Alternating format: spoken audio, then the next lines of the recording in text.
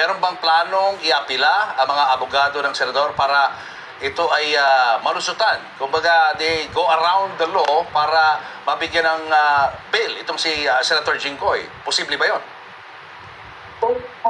Yes, Julius, kahit naman non-bailable itong kasong plunder na isinampa kay Senator Jinggoy Estrada ay pwede pa rin naman silang maghain ng petition for bail gaya ng ginawa ni dating Senador Bong Revilla na nasasangkot nga natin sa flood control scandal at binigyan din niya rin ng kanyang ang abogado ni Senator Estrada at maging senador mismo na i-exhaust niya lahat ng legal remedies para nga i-exercise yung kanyang karapatan sa due process at depensahan itong kaso. Yun nga rin yung ginigiit niya na kaya nga raw siya sumuko dahil handa siya harapin itong kaso at depensahan yung kanyang sarili dito nga sa mga alegasyon. Camila, sigit lang natin, no? Base sa observation mo dyan, kumusta ang lagay ni Senator Jinggoy? Or may nabanggit pa ang kanyang mga lawyers dahil di ba meron siyang iniindang sakit sa tuhod na gusto niyang paoperahan? Alam mo, Julius, nung Friday, nung nag-cover din tayo sa Sandigan Bayan, ay napansin namin na tila ika nga maglakad yung senador. Pero ngayon, dito sa pagdating naman niya rito, ay normal naman yung paglakad niya. Although medyo mabagal nga lang, but because he is surrounded by his children, andyan din yung mga taga CIDG, pero bakas dun sa kanyang mukha yung kanyang kalungkutan nung pagpasok niya dito sa kote. So yun nga, Julius, nakaantabay tayo dito kung makakapagbigay ng maikling mensahe yung kanyang abogado or even mismong si Senator Estrada. Julius. Sige, abangan namin ang mga update dyan. Maraming salamat, Camille Samonte. Bago naman siya dalhin sa Sandigan Bayan, unang pumunta si Senator Jinggoy Estrada sa PNP CIDG sa Camp Crame.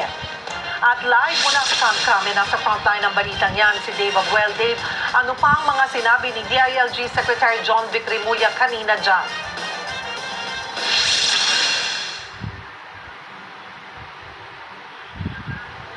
Cheryl, paglilinaw ni SILG Secretary John Vic Remulla, inaresto si Senator Jinggoy Estrada. Taliwas yan dun sa sinasabing kusa itong sumuko.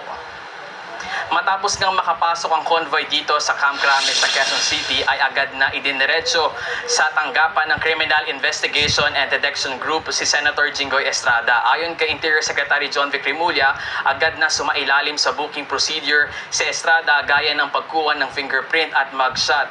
Kung susumahin, mabilis lang ito at agad na umalis at dumiretso sa Sandigan Bayan. Hindi muna nakapasok ang media sa tanggapan ng CIDG habang isinasagawa ang booking procedure. Bahagyang nagkagulo ang media nang harangan muna ng mga police personnel ang CIDG office. Medyo pansamantala kasing pinigilan muna yung mga media habang inaasikaso o inaayos yung lugar kung saan gaganapin itong presscon. Sa presscon na pinangunahan ni Interior Secretary Remulla, binasa nito ang kopya ng warrant na inilabas ng 5th Division ng Sandigan Bayan. Anya, binasahan daw ng Miranda rights si Estrada sa Senado at mapayapang sumama sa CIDG. Ayon kay Remulla, si Estrada ay in good health. Dumaan daw ito sa booking procedure at chinek nga yung kanyang health. Paglilinaw ni Remulla, inaresto si Estrada, taliwas yan sa sinasabing isinuko niya ang sarili. Nag-surrender naman na rin si dating DPWH Secretary Bonoan, pero sa ngayon ay diniretso muna siya sa PNP General Hospital matapos tumaas ang blood pressure nito sa 190 na indikasyon ng stroke. Cheryl, dun nga sa naging press ko ni Remulla, sinabi nito na walang special treatment kay Senator Estrada. Sa monitoring natin, bandang mag-alas 6 ng gabi nang makarating si Estrada doon naman sa Sandigan Bayan. Sandigan Bayan daw ang magsasabi kung saang facility ilalagak si Estrada. Cheryl.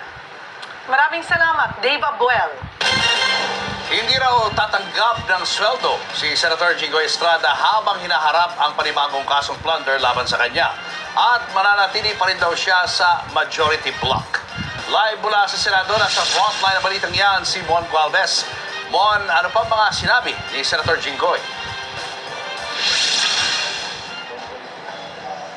Julius, emosyonal na humarap sa media dito sa Senado si Senador Jingoy Estrada bago ang kanyang voluntaryong pagsuko sa PNP-CIDG.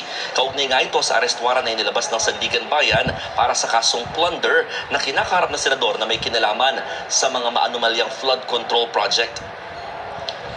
Nanindigan si Estrada na mananatili siya sa majority block ng Senado sa ilalim yan ng pamumuno ni Senate President Alan Peter Cayetano.